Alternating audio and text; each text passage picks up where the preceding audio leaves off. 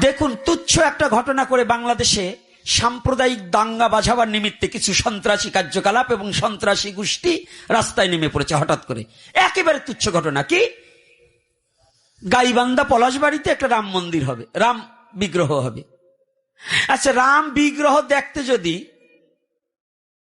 এতই সমস্যা, এই যে আপনারা কই এই যে নেতারা যে ধর্ষণ হইল, এই সন্ত্রাসীগুলো কিন্তু তখন এই যে রামিসাকে ধর্ষণ করা হইলো, এই সন্ত্রাসী গ্রুপ কিন্তু একটাও বাইরে নেই। মানে ওরা ওই কাজে লিপ্ত, বলাৎকারে ধর্ষণে লিপ্ত, ওরা ওই কাজে বের হয় নেই।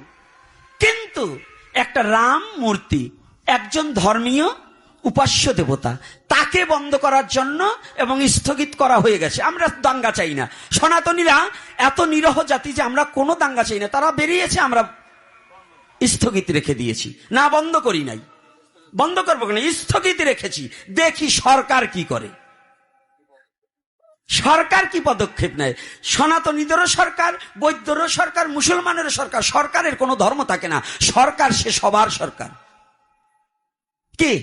আমাদের গণতান্ত্রিক সরকার যিনি, তিনি তারেক জিয়াউর রহমান, তিনি আমাদের সবার সরকার। তিনার উপরে ন্যস্ত করার জন্য আমরা স্থগিত রেখেছি।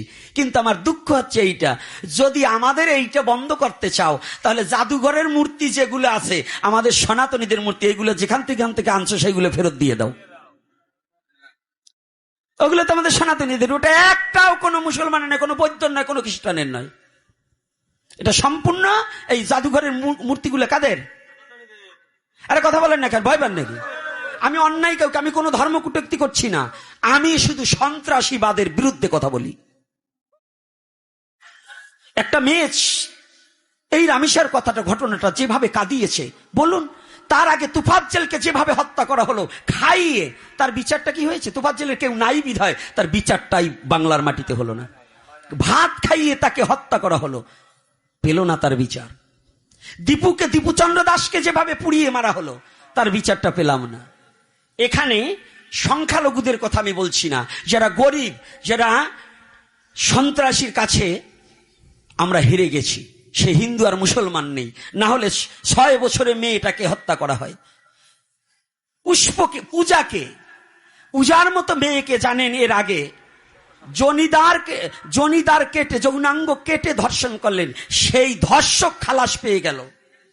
অথচ বাংলার বুকে এখনো চট্টগ্রামের অনেক সনাতনীদের নিরপরাধে নির্বিচারে জেলে পুরে রাখা হয়েছে, তাদের কোনো ছাড়াছাড়ির নিয়ম নেই, ছাড়ছে না। তাহলে কোথায়, কি করে ধর্ম করছেন, কি করে ধর্মীয় কথা কোথায় আসবে বলুন? কি করে বলবো? ভগবান যদি রক্ষা করে তবে আমাদের রক্ষা, তা না ছাড়া গরিব মানুষের কোনো রক্ষা নাই। এখানে হিন্দু আর মুসলমান নাই, গরিবের পক্ষে কোনো নেতাও থাকবার চায় না, নেতাকেও খুঁজে পাওয়া যায় না গরিবের পক্ষে। এটা হিন্দু আর মুসলমান না। দেখুন, আজকে রামেশ্বর বাবা দাঁড়ে দাঁড়ে ঘুরছে, আরো এরকম এই কয়েকদিনের মধ্যে, 1 মাসের মধ্যে কতগুলো ঘটনা ঘটেছে।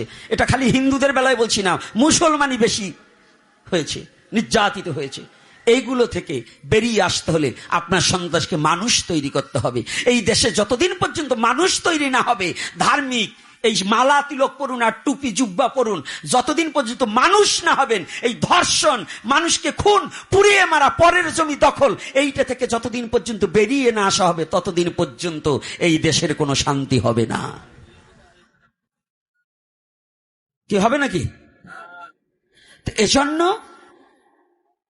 আমাদের সদা সর্বক্ষণ আমরা কোনো রাজনীতির কথা নয়, এটা আমাদের সবার মনুষ্যত্ব। কি যে কয়জন মুসলমান বাবা আছেন বলুন, কোন ধর্মকে ছোট করার কথা এগুলো?